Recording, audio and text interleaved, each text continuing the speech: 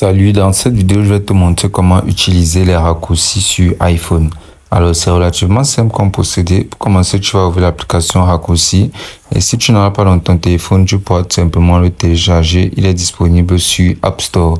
Et donc là, sur la page d'accueil des raccourcis, tu devras arriver sur raccourcis. Et là, tu pourras cliquer sur nouveau raccourci pour pouvoir créer un raccourci.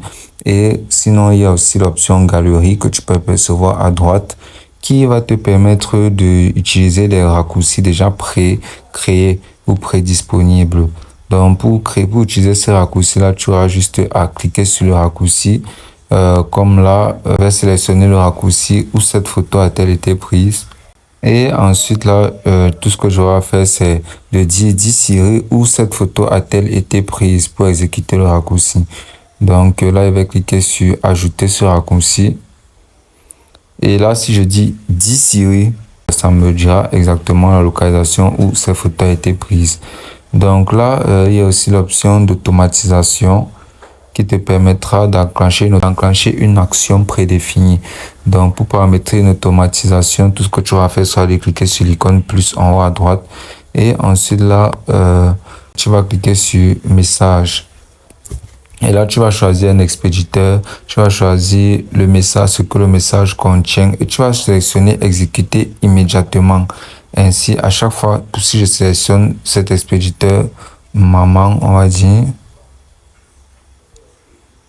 que je clique sur OK, et que là, je sélectionne un message, et là, tu vas cliquer, je clique sur OK, là, et je clique sur suivant. Tu vas sélectionner maintenant l'option qui va être exécuté à chaque fois que tu recevras un message de ta maman disant bonjour. Donc, je vais cliquer sur FaceTime et ensuite je vais cliquer sur FaceTime à maman. Je vais cliquer sur OK.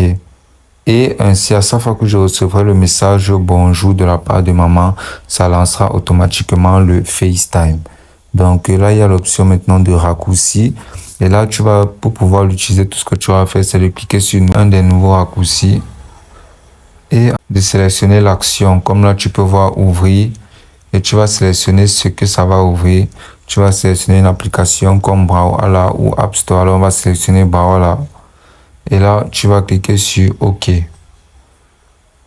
Et là, si tu cliques sur raccourci et que tu cliques là sur le raccourci en question, ça ouvrira automatiquement Brawlhalla. Donc, cette application te permet en gros d'avoir des raccourcis qui vont te faciliter la tâche dans la vie du quotidien pour les actions fréquentes. Et c'est aussi simple que ça.